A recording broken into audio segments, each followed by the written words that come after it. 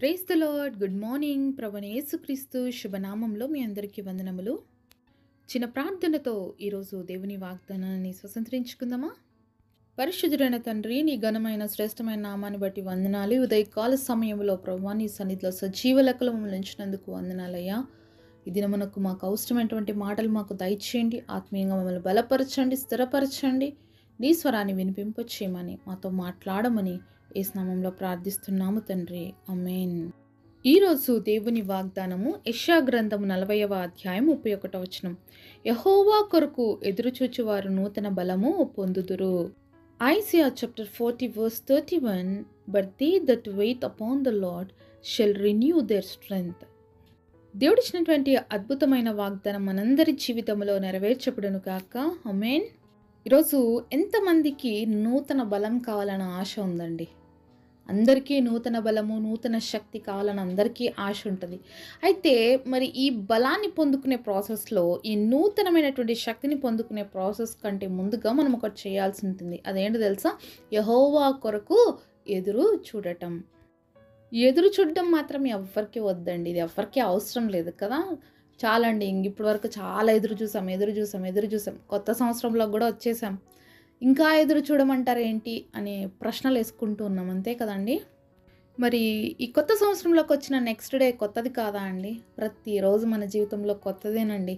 ఎందుకంటే గడిచిపోయిన ఏ రోజు మళ్ళీ బ్యాక్ రాదు, అంతే కదా. January 1st 2024 అంటే అంతే.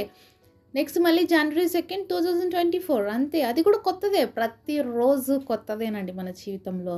కాబట్టి ప్రతిరోజు కొత్తదనం ఏ విధంగా మన క్యాలెండర్లో డేట్స్ ఇవన్నీ మారుతున్నాయో, అలాగే మన జీవితంలో కూడా ప్రతిరోజు కూడా పరిస్థితులు మారుతూ ఉంటాయి.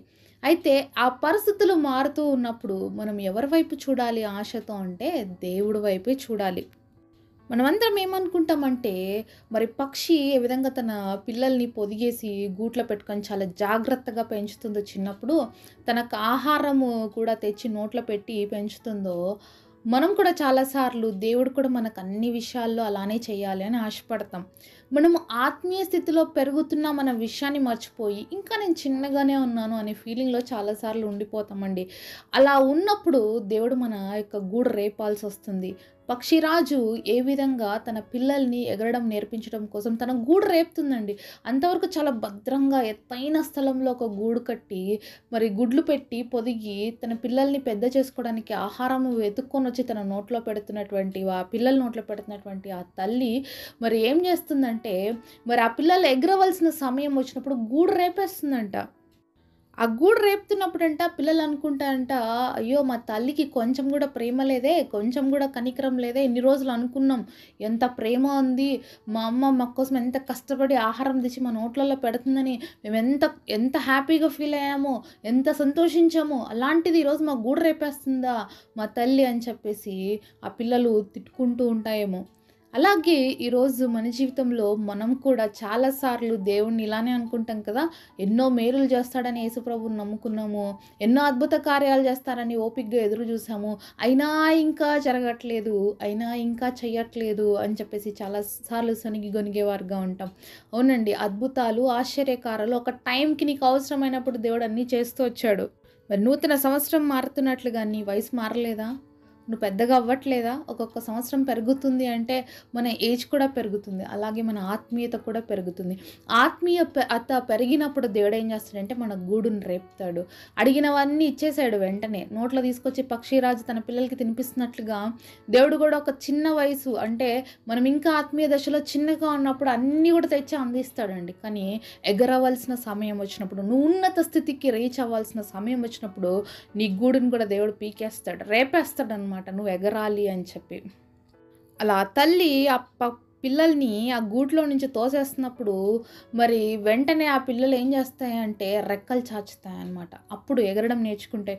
ఒకవేళ ఎగరలేనటువంటి స్థితిలో వస్తే అక్కడ పైనుంచి తోసినటువంటి ఆ తల్లి వెంటనే తన రెక్కలు చాచి ఆ పిల్లల్ని తన రెక్కల మీద పట్టుకుంటుంది, అంత భద్రంగా కాపాడుకుంటుంది. అలాగే మన ప్రియమైన యేసయ్య కూడా మనం ఎగరేటువంటి సమయంలో అనేక సార్లు పడిపోయే పరిస్థితులు వచ్చినప్పుడు, ఓపికతో కనిపెట్టలేనటువంటి పరిస్థితులు వచ్చినప్పుడు, నువ్వు పడిపోతున్నావు అన్న సమయం సమయంలో తన రెక్కల చాచి తన మీద నిన్ను ఎక్కించుకుంటున్నాడండి. గద్ద రెక్కల మీద మోస్తున్నట్లుగా దేవుడు మనల్ని అనుక్షణము ప్రతి నిమిషము మోస్తూనే ఉన్నాడు. కాబట్టి ఇప్పుడు నీకు ఎగిరే వయసు వచ్చింది కాబట్టి ఎగరడం నేర్చుకోవాలి. మరి ఎగరడం అనేది చిన్న ప్రాసెస్ కాదు. ఓపికగా నేర్చుకోవాలి. ఓపికగా మరి కనిపెడితే తప్ప ఎగరడం అనేది మనకి రాదు. ఎందుకంటే మనం అబ్జర్వ్ చేయాలి. ఏ విధంగా అయితే ఆ పక్షిరాజు పిల్లలు తమ తల్లిని చూస్తుంటే అమ్మో అమ్మ ఎలా ఎగురుతాంది అనేసి, అలాగే అవి ఎగురుతున్నప్పుడు వాటిని గమనిస్తూ నేర్చుకుంటాయి. అంతేకాకుండా ప్రతిరోజు వాటికి ప్రాక్టీస్ చేపిస్తుంటుంది వాళ్ళ తల్లి. అప్పుడు అవి నేర్చుకుంటాయి ఎగరడం. అలాగే ఆత్మీయ జీవితంలో కూడా మనకు కూడా ప్రాక్టీస్ అనేది చాలా అవసరం. ఏం ప్రాక్టీస్ కావాలండి అంటే ఎదురు చూడటం, ఓపికగా కనిపెట్టడం. నిజంగా ఇది చాలా కష్టం అండి. చాలా పెయిన్ఫుల్ ప్రాసెస్. చాలా ఈజీ అయితే కాదు. కానీ ఈ ప్రాసెస్లో నువ్వు ఉన్నప్పుడు నూతన బలాన్ని పొందుకుంటావు. ఆ పక్షిరాజు పిల్లలు తన రెక్కలు ఆడించినంతసేపు, అంటే దాన్ని వాడుకోకుండా అలాగే పెట్టినంతసేపు అవి ఎగరలేవు. అవి బలహీనంగా అలాగే ఉండిపోతాయి. ఎప్పుడైతే అవి ఎగరడం నేర్చుకుంటాయో నూతన బలాన్ని పుంజుకుంటాయి దాని యొక్క రెక్కలు కూడా. అప్పుడు పైకి ఉన్నత స్థితిలోకి ఎగిరి వెళ్తాయన్నమాట. అలాగే నువ్వు కూడా ఆత్మీయ జీవితంలో ఓపిక దేవుడి వైపు చూస్తూ కనిపెట్టినప్పుడు నూతన బలాన్ని పొందుకుంటావు అనమాట. ఈ ఓపిక, ఈ వెయిటింగ్ పీరియడ్ ఏం నేర్పిస్తుందంటే మనకి చాలా విషయాలు నేర్పిస్తుందండి. ఇది చాలా కష్టమైన ప్రాసెస్. కానీ ఈ వెయిటింగ్ పీరియడ్లో మనం చాలా ఉన్నత స్థితికి రీచ్ అవ్వడానికి అనేకమైన మార్గాలు మనకి తెరవబడతాయి. విశ్వాసంలో బలపడతాం. ప్రతి విషయంలో దేవుని పైన ఆధారపడడం నేర్చుకుంటాం. పరిస్థితులన్నీ కూడా అంధకారమయంగా కనిపిస్తాయి. ఎక్కడ కూడా ఒక చిన్న ఆశా కిరణం కూడా కనిపించదనమాట. అంటే ఎక్కడ కూడా నాకు సహాయం వస్తుంది, దొరుకుతుందన్న ఆశ అసలు ఏమాత్రం కనిపించదు. అలాంటి సమయంలో దేవుని యొక్క అద్భుత కార్యాన్ని మన జీవితంలో మనం రిసీవ్ చేసుకుంటాం. కాబట్టి ఓపికగా దేవుడి సన్నిధిలో కనిపెట్టుకోవడం నేర్చుకోవాలండి. సంవత్సరాలు దాటిపోతున్నాయి. ప్రతి సంవత్సరం నూతన సంవత్సరంలో మనం ఎంటర్ అవుతున్నాం. మరి ఏ విధంగా నూతనపరచబడుతున్నాం? ఆత్మీయ స్థితిలో ఎక్కడైనా నూతనత్వం కనిపిస్తుందా?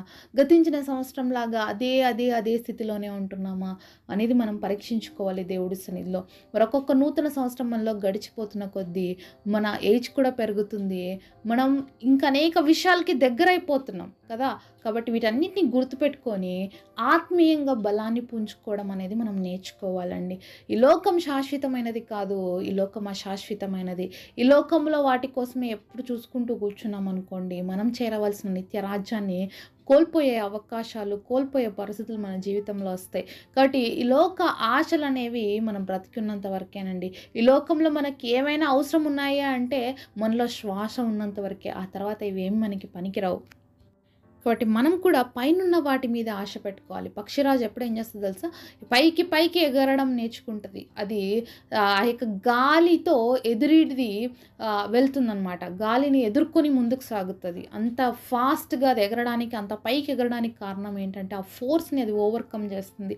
అలాగే మన జీవితంలో వచ్చేటువంటి ప్రతి శోధనను మనం ఓవర్కమ్ చేసినప్పుడు, ప్రతి పరిస్థితిని మనం జయించగలిగితేనండి మనం కూడా ఆత్మీయమైన ఉన్నత స్థితికి చేరుతాం. పరలోక రాజ్యంలో మన వారసత్వాన్ని మనం పొందుకుంటాం అనమాట. కాబట్టి ఆశతో ఎదురు చూడడానికి కారణం ఏంటంటే ఈ లోకంలో ఏవో కార్యాలు జరగాలని ఎదురు చూడడం కాదు, కానీ మన యొక్క స్థితి, మన యొక్క పౌరసత్వం పరలోక రాజ్యంలో ఉంది. కాబట్టి పరలోక రాజ్య విషయంలో ఓపిక కలిగి ఉండడం మనం నేర్చుకోవాలి. అంతేకాకుండా ఆ రాజ్యంలోకి చేరడానికి ఈ లోకంలో మనం దేవుడి కార్యాల కోసం కనిపెట్టుకొని ఉండాలన్నమాట. మరొక నూతన సంవత్సరాన్ని దేవుడు మన జీవితంలో ఇచ్చాడు అంటే కారణం ఏంటంటే మన పట్ల ఆయనకి ఎంతో ప్రేమ ఉంది, మన పట్ల ఆయనకి ఎంతో కృప ఉంది. కాబట్టి మరొక సంవత్సరాన్ని మనకి ఇచ్చాడు. కాబట్టి ఆశతో ఈ సంవత్సరం అంతా కూడా దేవుడి వైపు చూద్దాం, కనిపెడదాం. దేవుడు చేసేటువంటి గొప్ప కార్యాలు మన జీవితంలో రిసీవ్ చేసుకుందాం. ఎక్కడ నిరాశ పడక, మరి ఫస్ట్ డే అయిపోయింది, సెకండ్ డే గడిచిపోయింది ఇలా అనుకుంటూ పోకుండా ప్రతిరోజు నా జీవితంలో ఒక నూతనత్వమైన గుర్తెరిగి ప్రతిరోజు దేవుడి వైపు ఆశతో ఎదురు చూస్తూ నూతన బలాన్ని పుంజుకుంటూ దేవుడి కోసం బలమైన సాధనముగా, బలమైన పాత్రగా వాడబడ్డానికి అతి కృప దేవుడు మనందరికీ దయచేయునుగాక. మళ్ళెంతో మిక్కిలిగా ప్రేమించినటువంటి మా ప్రియ పరలోకమందున తండ్రి, మీకు స్తుతులు, మీకు స్తోత్రాలయ్యా. అయ్యా, మరి యెహోవా కొరకు ఎదురు చూసేవారు నూతన బలం పొందుతారన్నావు అయ్యా. మీకోసం ఆశతో ఎదురు చూస్తున్నామయ్యా. మా ఆత్మీయ జీవితాల్లో బలం ఇవ్వండి, మాకు శక్తిని ఇవ్వండి, మా స్ట్రెంగ్త్ని రిన్యూ చేయండి. అనుదినము మమ్మల్ని నీలో నూతనపరచండి ప్రభువా. నీ కార్యాలు మా జీవితాల్లో చూడటానికి మా అందరి కృపనివ్వమని, ఈ గొప్ప వాగ్దానం అందరి జీవితంలో నెరవేర్చమని యేసు నామంలో ప్రార్థిస్తున్నాము తండ్రి. ఆమేన్. ఈరోజు బర్త్డే అలాగే వెడ్డింగ్ యానివర్సరీ సెలబ్రేట్ చేసుకుంటున్న మీ అందరికీ కూడా wish you happy birthday and happy anniversary. God bless.